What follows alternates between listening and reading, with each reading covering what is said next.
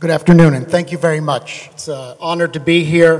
Thank the organizers for an excellent event. Congratulations, and thank you for inviting me to this important conference. I will be brief. I know it's been a long 2 days, and I want to share with you my perspective on the economic benefits of education and the economy.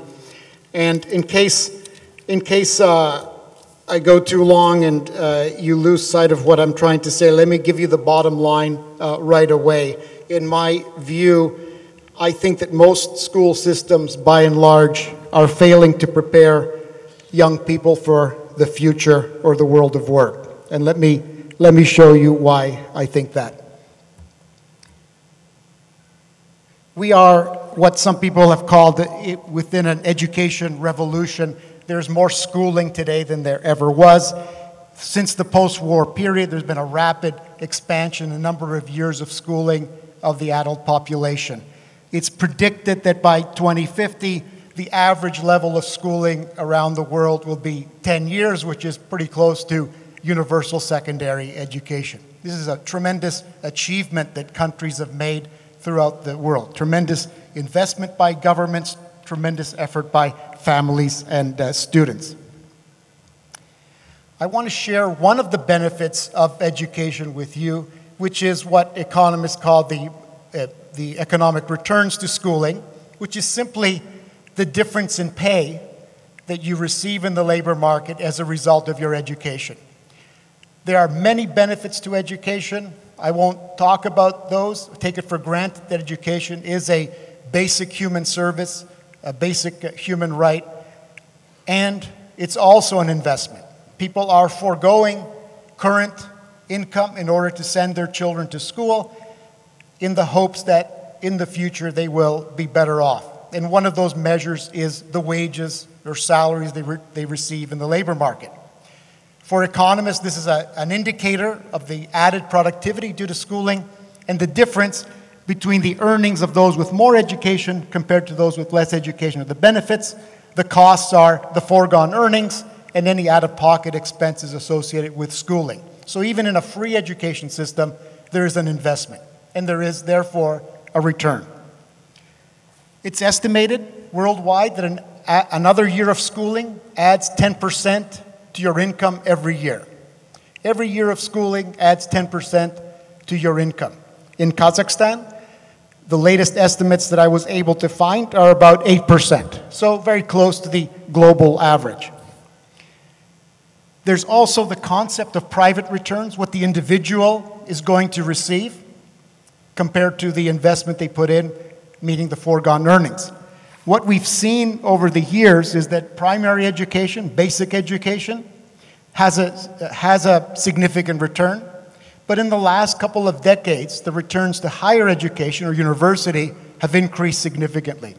It's now the highest returns you can receive. The returns to schooling are lower at the secondary level only because many people with secondary schooling continue to higher education.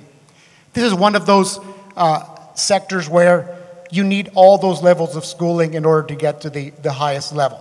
So to get to university, you have to finish secondary. To get to secondary, you have to finish primary. It's sequential. But the returns to tertiary are high around the world.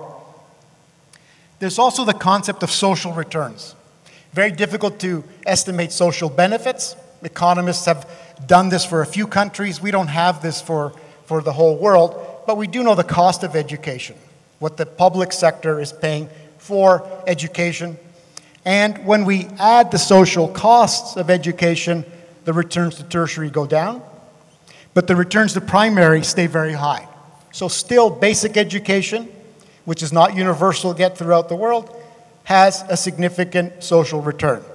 Higher education has a much higher private return, suggesting that there is scope for innovative financing at the higher education level. The returns to schooling for women are consistently higher than the returns to schooling for men. This we find throughout the world, all levels of economic development in all societies. The returns to schooling for women are higher at every level as well, primary, secondary, and university. So investing in girls' education and in women's education is a good bet for families, for the women themselves, and for society. The returns are highest in sub-Saharan Africa.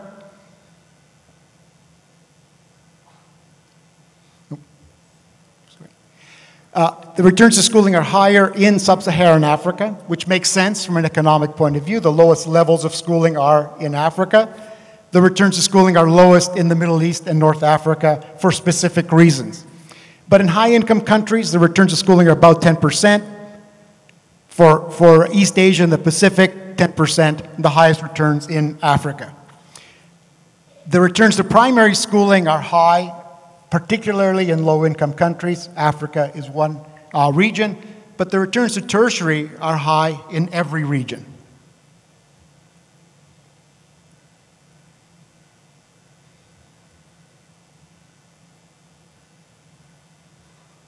Sorry for the slow clicking. So you can see that even in Africa with the high returns to primary, also very high returns to tertiary education, suggesting that even in countries that have yet to achieve universal primary schooling, let alone secondary schooling, there's a significant demand for high-level skills. Globalization, therefore, has reached all parts of the world, and there's a global demand for skills. The returns to schooling do go down, like any other economic good. More of something should, everything else constant, reduce its price. So we do see the returns to schooling going down, particularly post-1980, with a significant increase in schooling. But thereafter, even with increases in schooling, the returns to schooling don't change very much. They are still around 10%. They were around 10% in 1991. They're just under 10% in the latest years. This suggests that there is a growing demand for skills that is outpacing the supply of those skills. We're not able to produce enough schooling for the labor market. Or another way, alternative explanation might be that we're producing the wrong kinds of skills and that there might be a quality issue. My institution, the World Bank, produces a global research report, flagship report every year. It's called the World Development Report. We've been doing it for 40 years. This year, the World Development Report 2018 is dedicated to education for the first time in our history. The theme of that report is that there's a learning crisis, a global learning crisis, meaning that the quality of education is too low in most countries. They also argue that there's not enough being done to assess learning, to act on evidence, and to bring together the players to make sure that investments in education are producing high returns. The other finding in the research is on the types of education that make most sense. General secondary schooling versus vocational secondary schooling. Tremendous demand for skills around the world. Shouldn't vocational education have a high return? Has about the same return, private return, as general, but if we include the costs of vocational education, the returns to general education are higher. And this not only is a product of the cost of vocational education, it's also signaling that the kinds of skills the labor market is demanding might be changing, and I will expand on that. To show you just how important the returns to schooling are, the Education Finance Commission recently published its report and showed the benefits to education, including health benefits. There are many other benefits. Here we monetize the earnings and we take into account the health benefits. And it shows that especially for low-income countries, $1 invested in education returns about 10 when we include the health benefits. So it's a profitable investment for society and for families. But you can use your money for many other things. We compared education to other investments that families might make. Buying a house, investing in the stock market, putting your money in the bank, long-term bonds. None of these match education. They don't come anywhere close. The closest returns we've seen in World Bank projects is in infrastructure, And even there, education returns are about the same. They take a bit longer to materialize, but the returns to education are higher than anything else that we've been able to measure. So, good investment. There seems to still be a demand for skills and perhaps an undersupply of skills, or at least of quality education. So there's still scope for realizing these benefits. But coming automation, artificial intelligence, and the like presents a challenge for education systems, for countries, governments, employers, families themselves. Automation, as this graphic might suggest, has started to replace many of the routine types of tasks, and that was predicted. It also suggests that the kinds of skills that might be in greater demand aren't being produced yet. A Nobel-winning economist called this the race between education and technology, meaning that education systems constantly strive to produce the skills that are needed in the labor market, while technology constantly changes the production and presents great challenges. Phil just now started his presentation by talking about how unpredictable the future is. And I think this is exactly what I'm getting to here. There are dire consequences to technology and a lot of concern. But so far, we haven't seen the singularity or the great threat to humanity that people like Stephen Hawking have suggested. But there is a lot of concern with technology and what it might mean for the labor market, especially artificial intelligence. And we don't know, therefore, what kinds of skill systems to produce. So are we going to a future as uncertain and dangerous as Elon Musk suggests, or can we do something to protect workers, protect students, and to prepare for the world of work? I was under the belief that a lot of the replacement of technology replacement of jobs through technology would happen in the routine skills in manufacturing. We're seeing now that it's coming to other sectors. One example comes from Japan. Recently, an insurance firm dismissed all their white-collar, college-educated adjusters, replaced with artificial intelligence. The company was able to recoup the investment in the technology within a year, increase productivity, increase profits by 30%. They've kept all those workers on the payroll. They are said to be able to automate almost all of their office workers. They haven't done it yet out of social issues. But the coming replacement of even highly educated, highly skilled workers is definitely coming. It's interesting that it starts in Japan, but we're seeing this possibility in many countries. Another piece of evidence that there is a concern with technology and jobs is the fact that last time I checked, 8 cities are experimenting with basic income programs, meaning that they're suggesting that they would pay people a basic income because they are not able to produce enough jobs for everyone. So we're headed to a future where people not only don't know what skills they need to produce, but perhaps we won't have enough jobs for everyone. We've had evidence of the growing shift in skills for some time now.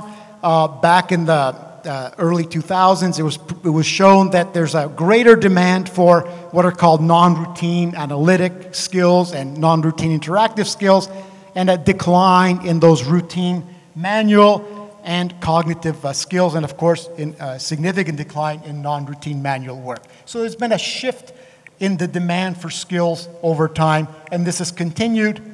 This is evidence from the United States. It's continuing in the United States, and we've seen this evidence in other parts of the world, including middle-income developing countries. The other indicator of changes is the shift towards social skills, measured here by things like collaborative work, teamwork, team problem solving, and the like. So significant increase in those non-routine analytical tasks, as we saw before, but also those tasks requiring social skills. And continued decline in those routine office and manufacturing skills. We see this evidence in the OECD, we see it in the United States, we see it also in developing countries. A growing shift in skills, which makes it difficult to predict and prepare for the future. Here's an indication of this race between education and technology.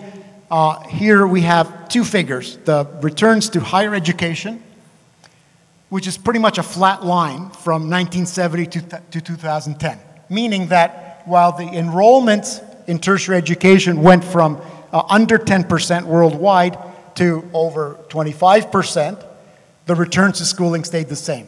Why? Economics would predict that the price of higher education would decline significantly. But other things have intervened. What are those other things? It's really this race between education and technology. Education systems are struggling to produce those skills that are demanded by the world of work. What kinds of skills? Before we get to the replacement of half the workforce in the United States, as predictions have been made, and notice one of the jobs that's likely to see significant declines are computer programmers. So precisely those people that produce the codes that led to the technological revolution will also replace them. So significant declines in labor are predicted of those skills, many of which are very expensive and that people have banked on. The phenomenon that was uncovered for the United States, we've seen will likely affect East Asia, including high middle income countries in East Asia. In fact, more people are prone to automation in those manufacturing countries, high manufacturing countries, middle income countries in East Asia Pacific. The countries that will be spared automation are those that haven't even gotten to the manufacturing stage. But so significant declines in labor in middle income East Asia. What can you do to protect yourself against this? In a paper I called this Making Yourself Less Prone to Automation.